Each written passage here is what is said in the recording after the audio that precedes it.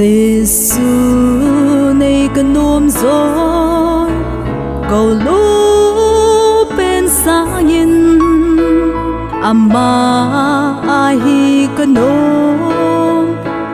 housat nasang JESU NEI KANOMJOI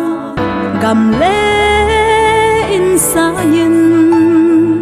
Akhut thingkil maha lheng nomjoi Gamlentah aleng lentah touva Setna sangin JESU NEI KANOMJOI thildang jouse Leiset pumpi sangin JESU NEI KANOMJOI choiat nasangin Tahsan ahi kanomjoi JESU NEI KANOMJOI minthan nasangin Amintheng loupi choiat kanomjoi Gamlentah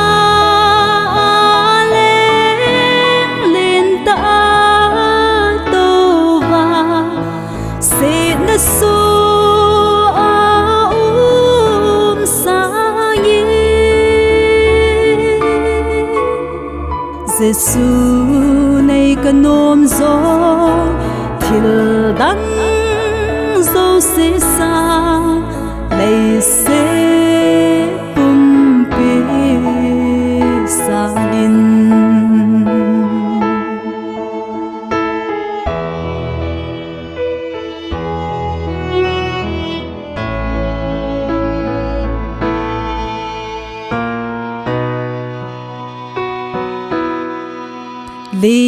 li pa hoi pa sang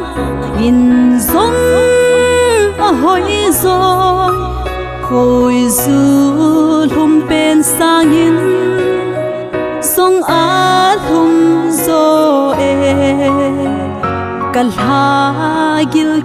dingin